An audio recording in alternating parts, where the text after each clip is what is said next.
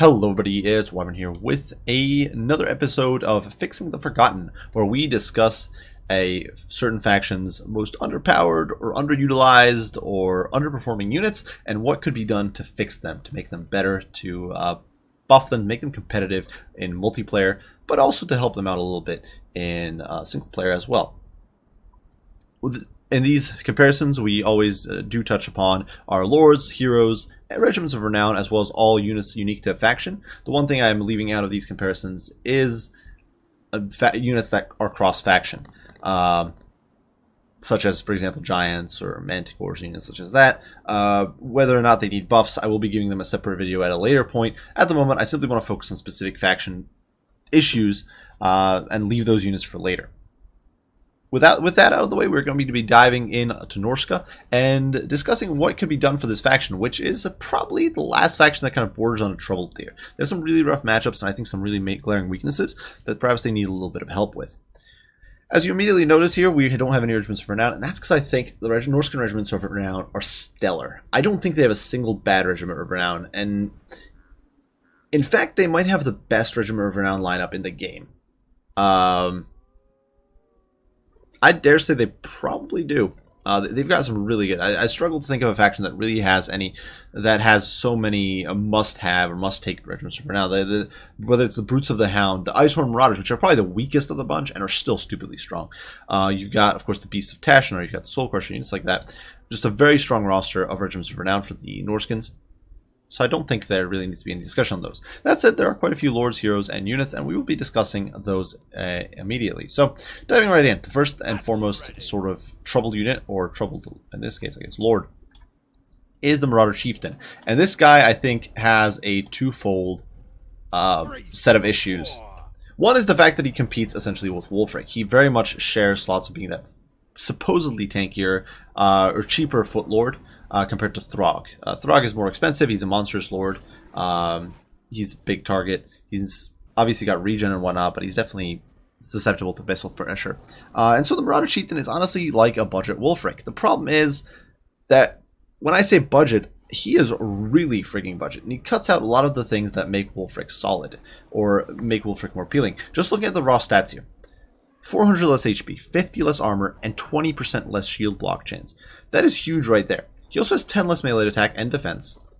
He's got 5 less leadership, 2 less speed, despite the fact that he's got less armor, less weapon strength, and he's got... the only advantage he has is 5 charge bars, which is pretty terrible. He's way worse than Wulfric. Now, obviously, he's 300 gold cheaper than Wulfric, but keep in mind there's another factor to this. The squishiness for a faction like Norsca is potentially disastrous. Norsca is already a faction that has a lot of units with weaker leadership. Marauder units especially, but also feral units such as mammoths or manticores. Even skinwolves, as many of you might have seen in my recent video against on Indy's channel, on Milk and Cookie's channel, where he managed to terror route and rout off a lot of my hounds and skinwolves very quickly with a well-placed surround. It really shows how weak the leadership can be for Norsca a lot of the time. They are not a faction like High Elves or Dwarves or Bretonnian Cavalry, for example, where they can just hold to the bitter end. They rout a lot, except Berserkers, basically, and maybe Fimir. And that's rough for Norsca, and you really can't afford your leadership to be lost. And for a faction that has no access to healing, the fact that your lord is so squishy, this guy's basically a goblin when it comes down to it. He's basically a goblin war boss, except he doesn't have the same mobility item or options as far as mounts go. So he's just a gimped version of Wulfric, whether on foot or on horse or on a chariot or a mammoth. Now, you might say, well, at least he's a cheap mammoth. The thing is, he's not a very cheap mammoth. If you take him on a mammoth, you're only 100 gold cheaper than Wulfric, which at that point is really not worth it because you're also giving up a huge amount of utility. And that's the second problem here. His only utility or AoE effect is fight or die. And I should actually notice, this guy doesn't even have rage. Wulfric, as you can see, has rage. The most generic baseline Norscan mechanic available on every single Norscan unit. It's available on Wulfric, and it is not available, and what makes the Wulfric even stronger in a protracted fight, which, honestly, Wulfric's often engaged in long battles. Marauder Chieftain doesn't have that, so he doesn't even get stronger as the fight progresses. As far as utility goes, Wulfric has what he can either disrupt backlines with Seafang, or he can also use Seafang to slow and snare enemy skirmish calf, make it easier picks for his Beasts of Tashanar or Ice Wolves or Norscan Hounds. He also does have the Hunter Champions, which helps him slight blows. Now, we can always debate that Sword of Torgal is kind of weak if you put him on Chariot or Mammoth because it doesn't do AP damage. And that is perhaps a flaw that CA should look into fixing. But Hunter of Champions, a huge utility item, lets you debuff enemy lords, heroes, and even if Wulfric himself is on foot, or if Wulfric himself is on a horse or just not able to get into engagement, if he's mounted on a Chariot or Mammoth, for example, and you don't really want him fighting lords, he can still debuff them for his other units to help snipe them. Finally, he does have Fight or Die, which all the Marauder Chieftain also does have, but that is their only overlapping unit ability, and that's really the weakest of these utility abilities. Plus 26 melee attack is nice, though to be honest, I prefer the melee defense. It's stand your ground. And 16 leadership, yeah, it's good, but it's the only thing this guy is going for. Now, besides that, the Marauder Chieftain does have some items. You could pay for the Flaming Axe of Cormac, which basically bumps your stats up to Wulfric, not Wulfric tier, but closer to Wulfric. You do get Foe Seeker and Potion of Full Armies, which is honestly a pretty trash potion. Like, yeah, Unbreakable is great. Who cares? Like, you're probably not going to bring this potion ever. So, essentially, the Marauder Chieftain has a bunch of crappy items. And keep in mind, when you bring the Flaming Axe of Cormac to be closer to Wulfric's stats, that's another investment. It's pushing you closer to his price point as well. I do believe it's a 150 or 200 gold item, Flaming Axe. So, that almost makes you Wulfric price. And you're still very much not Wulfric tier for stats. Now, what could be done to fix this guy? Because I think this is by far actually the worst unit in this list we've got here, or the worst thing, or the worst. Yeah, I guess the worst unit is the Lord. But what could be done to fix him? First and foremost, I think armor. This guy needs to be a little tankier. The fact is that right now the gap between him and Wulfric is monstrous. It is ridiculously big, and while I don't mind the fact that he's supposed to be a budget option, the fact of the matter is that right now he's not just a budget option. He's also a huge liability and risk. And I think a first mitigation could be the addition of plus 30 armor. This guy doesn't have a lot of armor to begin with. It doesn't look like, yeah, he's rocking a silly skull on his skull hat, and he's got, you know, some pauldrons with spikes. But compare him to the Marauder Champions, who are also given 80 armor, and these guys are also running around half naked with a few pauldrons. And honestly, I could see this guy having 80 armor. Like, just give it to him. He needs it, honestly, for balance. Just make him a little tankier. Make him a cheap, but at least somewhat survivable option. Still wouldn't be on par with Wulfric, but at least now he's closer, and he's a little less of a liability, like he is now. Second of all, I think this guy could be given a little more utility. If we look at, for example, the Saurus Old Blood or the Beastman Beast Lord, you get the Horn of Kygor in the case of the Beast of the Old Blood, and you get the Horn of the First Beast in the case of the Beast Lord, and this makes them much more competitive with their elite version. So, for example, Krokgar, he's got better self-survivability in many ways. He's also got better Lord Sniping potential with Hand of the Gods, but he doesn't have that utility, so you're trading something off there. In the case of the Beast Lord, he's got Horn of the First Beast, as well as the Fight or Die, or whatever the equivalent is for the Beast. I do believe it's Apocalyptic Visions, I want to say. Whereas Khazrak only has Apocalyptic Visions, which gives him a bit more. And Khazrak has other abilities, but it gives the Beast Lord some advantages there. It gives him some utility that the main Lord lacks. And I think something like that should be given to the Marauder Chieftain. Now, I'm not necessarily saying it needs to be an AoE melee attack buff. Norsca is already a pretty glass cannon-y aggressive faction. I'm not really sure they necessarily need a Lord who does that. But giving them, say, an item that boosts leadership in an area. It doesn't have to be a fancy item, or perhaps giving him items based upon the various Chaos Gods, because that's something you can do in campaign. You can customize your Lord a little bit. So maybe give him like the Mark of Slanesh, and much in the same way that the Chaos Lord can be given like the Filth Mace or units or abilities like that. Give the Marauder Chieftain an icon that would perhaps boost leadership in an area, or an ability that heck, you could do something really wonky or weird. Like, you can give him a Pen of Tzinch or something, make him generate Winds of Magic, even though he's not but make it so that he can support your casters a bit better. Or give him like a Pendant of Nurgle or whatever you want. Give him regen. That would give him a bit more, and otherwise something like leadership from Slanesh, whatever. It doesn't matter. There's a lot of options, I think. But the key here is that it would give the Marauder Chieftain more flexibility. It would allow you to make him a bit more tankier than Wulfric, or perhaps a bit more supporting if you have more leadership buffs. That can help you anchor a cheap line, or a cheaper line, I think. It could be an interesting middle point between going the crown of the Troll Crown for the for Throg versus Wolfric, who doesn't have anything except fight or die. Now going on to the next issue here, the Skinwolf Werkin. This guy I don't actually think is particularly bad, and I'm going to keep this short and brief because really he's solid. My main critique really is that the Skinwolf Werkin is about 125 gold more expensive than a Gorbel, and basically suffers similar issues. Now, obviously, we can compare him to the Gorbel here. Keep in mind that some of these stats are kind of fake news. For example, you see that this guy has 70 leadership, versus the Gorbel's 60. But keep in mind the Gorbel does have access to Blood Greed, which actually bumps him up to 72 leadership in basically every engagement. Basically, unless your Gorbel's getting sniped by like a Luminarch or a Cannon Battery, he's got the same leadership, functionally speaking, as a Skinwolf Werkin. The Skinwolf Werkin obviously does get Frenzy as well as Regen, so those are some big boosts. He also gets Physical Resist. That said, he does have less HP, he's definitely got less armor. He doesn't have Blood Greed, which equalizes a lot of the stats that we discussed before. Also gives the Gorbel immune to Psychology. And I do think the Werkin, and in fact even the Gorbel, could use a slight downward tweak in gold cost. Not a huge amount, probably like 25 gold less, maybe 50 gold less on the Skinwolf Werkin, but something to make him a little more appealing. Keep in mind that as Norsca, it's already tough because you don't have a Caster Lord, so a lot of times you can't really bring two. You can't bring two Werkin. You can only really bring one plus a caster hero most of the time, unless you do something weird. Like I'm sometimes fond of running a double Werkin build, and giving up on the caster.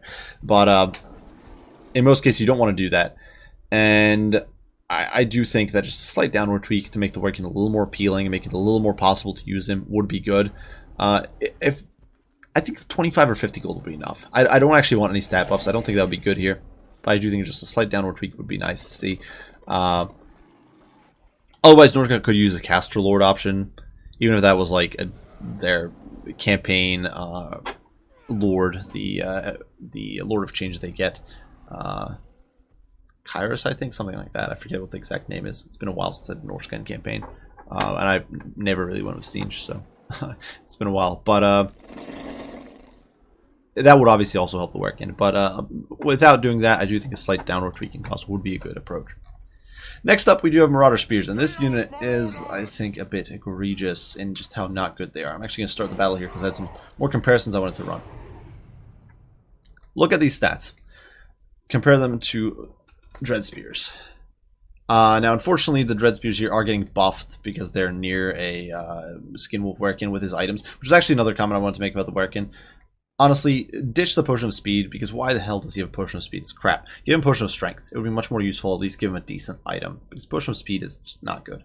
But unfortunately, the Dread Spears here are close to a Skinwolf Werkin, because I just want to demonstrate that difference there, or mention that. But compared to Marauder Spearmen, Dread Spears have still, they cost the same. Keep in mind, these units cost the same. So the only thing Marauders have going for them is more HP and smidge more speed. They've got less leadership, even baselines. It's less leadership. These guys have 60, I do believe, baseline leadership. If you look here, you can see 60. Whereas the Dread Spears are sitting at a comfy 66. So that's a huge difference there. 6 difference. Dread Spears also have silver shields. They also have better melee defense of 3. Slightly better charge bonus. That's not really too relevant, but and then the AP and non-AP values are actually better on the Dread Spears as well, despite the fact that they wield their spears one-handed. So obviously the bonus versus large is there for the Marauder Spear, but I don't believe that gets applied in that proportion. I do believe you get 3 AP no matter which one you pick. So honestly, Marauder Spearmen are overpriced. They cost the same. I would then compare them to Eternal Guard, who get 25 more armor, 20 more leadership, which is insane. Now their melee stats are more comparable, but they also get AP. And yeah, they've got less HP, but that huge difference in leadership is massive. And the thing is, usually when you bring cheap spears, it's to hold. It's a cheap holding tool. The problem is that Marauder Spearmen get gutted by cheap archery. Obviously they do have, and do keep in mind, they do have the rage mechanic versus like murderous prowess on the Dread Spears. But keep in mind, these guys are flimsy as all hell. 15 armor, no shields, so missiles melt them. This makes them an ideal target for missiles. Any decent combat infantry will will really beat these guys up because they don't have the armor to tank through anything. So they take damage over time, even from chaff, basically, really, really easily. Like Dread Spears will, just because they've got 30 armor, it actually makes a bit of a difference when you're fighting or trying to hold out against even cheaper crap like zombies or skinks or something along those lines, which you do sometimes see. The Marauder Spears will take a lot more damage because they got less melee defense and they got less armor. It's a big problem. I think Marauder Spearmen should honestly just take a price cut. I think the unit is not worth more than 400 gold in its current state. And as a holding tool option, I understand they're better than, say, Empire Spearmen. But really, even compared to Empire Spearmen, they're not that great. Yeah, they've got more mobility. They've got slightly better melee attack and defense. More HP and rage. But they also have even less armor, which is just sad. Their leadership is the same, or I actually think it might even actually be lower than state troops. So what I'd really say is that Marauder Spearmen should get a 50 gold cut and be done with it. I don't think the unit is basically somewhere in between units like Eternal Guard or Dread Spears and Empire State Troop Spears, and it really doesn't belong in the 450 gold price bracket. I'm not entirely sure what CA was thinking putting them there or keeping them there. The only thing they really have going for them compared to other spear units is their HP pool, and not even all of the other spear units, because obviously Skelly Spears actually have more. But, and that's actually another great comparison, Skeleton Spears, which are obviously have trash melee stats, but they've also got more HP, and they've got bronze shields or silver shields in the Tomb King's case. So, Marauder Spearmen just way overpriced. Should really be cheaper. Unless he wants to go like crazy and give them much better melee stats, I think it's just an easier situation to fix it by cost. Next up, we have Marauders with great weapons. Now, this unit, I think, is a bit better for Norsca than it actually is for Chaos, just because they've got the rage mechanic. But I do want to mention them because I think that both in the case of Chaos, I guess I should mention, I'm including some crossover units, I guess, here, just because the Marauders are different in Chaos and Norsca's case. But compared to Red Crested Skinks, Red Crested Skinks are, in most ways, or in some ways, worse. They've got less HP, they've got less melee defense, less weapon strength. They do have Frenzy, which grants them immune to psychology. They do have Poison. Obviously, Red Crested Skinks are also more expensive. But I do think the Marauders with great weapons could use some slight tweaks. I think really what it comes down to is that they are more difficult to get into position than Red Crested Skinks, who have 46 mobility instead of 35. So these guys are much slower to get into position. And that means they're going to take more ranged fire. They also only have 15 armor, so they're going to take even more damage than Skinks. If there's water in the way or whatever, and I know this is a bit of a niche situation, then they're going to be getting slowed. And finally, they're going to take more damage in melee, just because they don't have poison to weaken their enemies. Their melee defense isn't really much better, and their damage output, at least initially, isn't really better. So the Marauders are, I would say, just a bit weak. Now, you could just argue that they should get a price cut. Personally, I think make them hit a little harder. Like, look at these guys. Look at these swole Norskins, like just rippling with muscles. And they can't get more than 27 weapon strength. I think just giving a tiny bit more, like say 2 AP damage, would be a decent tweak. Make them a little more damagey, maybe like 2 AP and one melee attack or something. Just very small tweaks, but something to make them a little more appealing. Because like if scrawny Skinks can get the same weapon strength or nearly the same weapon strength, like look at these guys. These guys are basically stick figures. So if they can get that weapon strength, then I don't see why the Marauder great weapons shouldn't get better weapon strength. And I think that would be a good tweak to push them into a slightly better category. Next up, we've got Marauder Champs with great weapons. This unit actually is here for similar reasons to the Marauders with great weapons. Just a little bit undertuned, I think.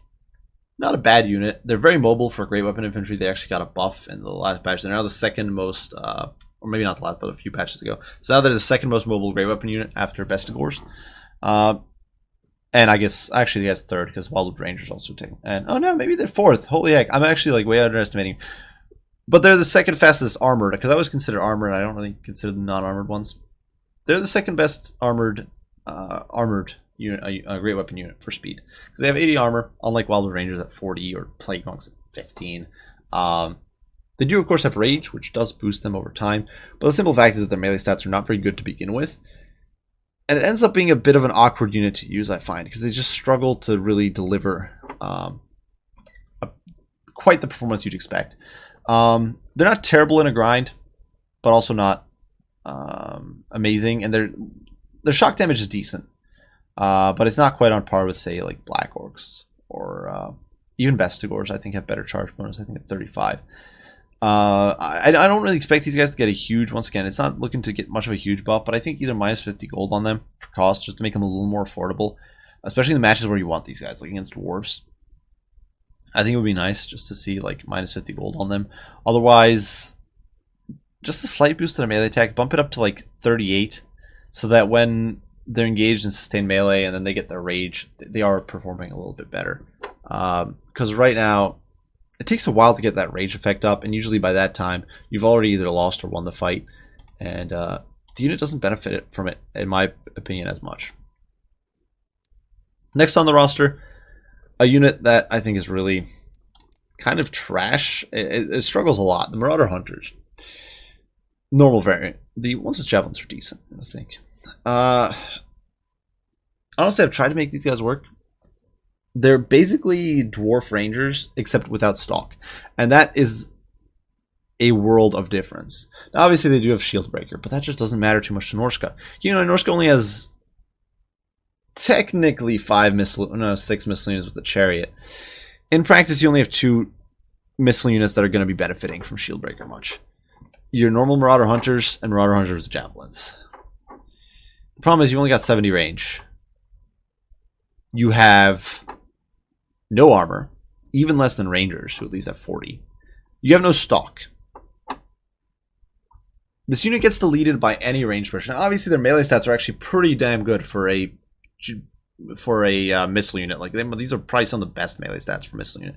Like 21-7, 36-20, 21-7. That's pretty insane. The problem is that doesn't really matter in practical games where you get gunned down or run down by cavalry. And the Marauder Hunters don't hold up to either of those units, and by the time they get even 1 or 2 volleys off, it's usually too late. They're already getting shreked. They've probably gotten shot to death by arrows. Even cheap budget arrows will tear them to shreds. It doesn't matter if it's Goblin Archers, Ungor Raiders, whatever. Marauder Hunters will not sustain through that fire, and they are going to get destroyed. And getting them into position, unlike Dwarves, who can dominate the range of the game with other units, like Quarrelers or Rangers, and have stock. These guys don't have stock, so their ability to close the gap is almost non-existent. Now, I think there's 2 ways to change this. It could be to... I could see a few ways of changing this. One would be a complete unit rework. Make them more like Skink Javelins, or a unit closer to... I'm trying to think of what other comparisons there would be. Like Miners with Blasting Charges or Iron Breakers, where the missile portion of their damage is not actually that important. It's they throw a few hatchets, you get like 3 or 4 rounds of ammo, make them a normal 90 model unit, buff their melee stats a smidge, drop their price perhaps to like 550, give them like 3 or 4 shots of ammo, make that be their shtick. They throw their a few hatchets and then they close the gap and they get into melee. You could even ditch the Shield Breaker. I don't really see that valuable. And that, I think, would actually make them a decent choice. They'd then be like this rush infantry that can also double as a little bit of range support. Perhaps zone away cheap skirmish cav, or apply some pressure in situations where you might struggle to get them in combat otherwise. And the Marauder Hunters of Javelins could remain that sustained ranged unit.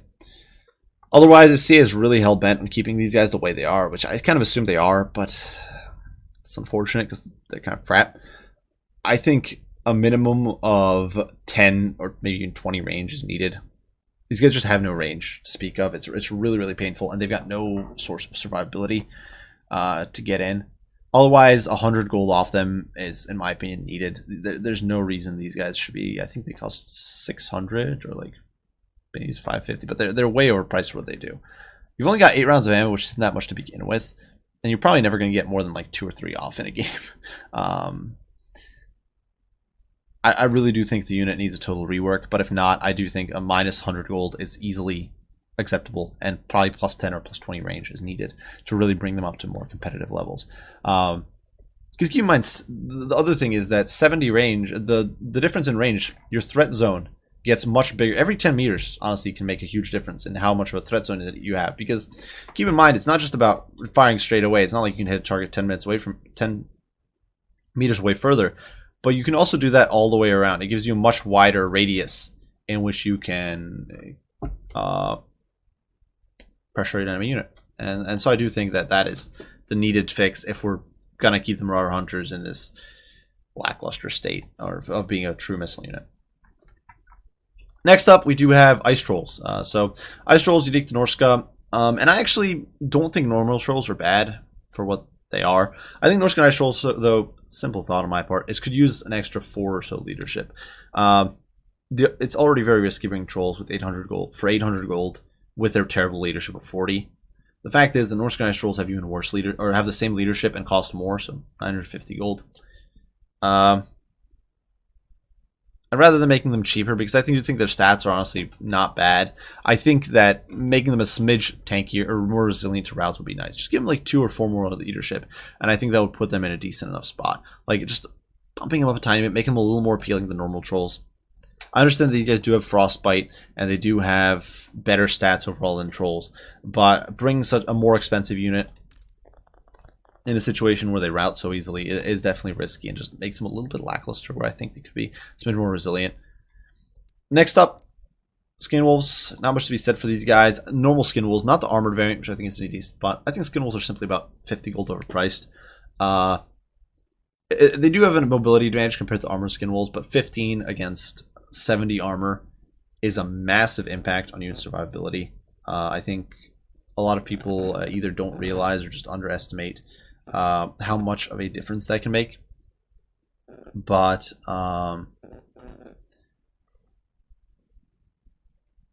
the fact is that normal Skin Wolves are getting roughly 11 or roughly 11 or so percent damage mitigation from their armor, whereas Skin Wolves with armor get over 50% damage mitigation from their armor. You're taking basically double the damage that, or nearly double the damage that armored Skin Wolves take, and you're only 150 gold cheaper. And obviously the mobility edge is there, but I do think that's very important to keep in mind, especially when Skin Wolves are often used to counteract non-AP cavalry, like Empire Knights or Bretonnian cavalry or stuff like that.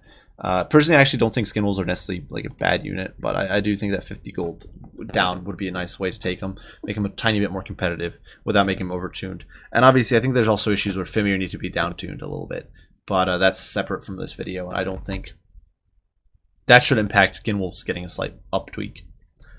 Next up, we do have not the normal Mammoth, but the War Mammoth with the War Shrine. Now, this unit did get a buff in the last patch, made it a little bit more.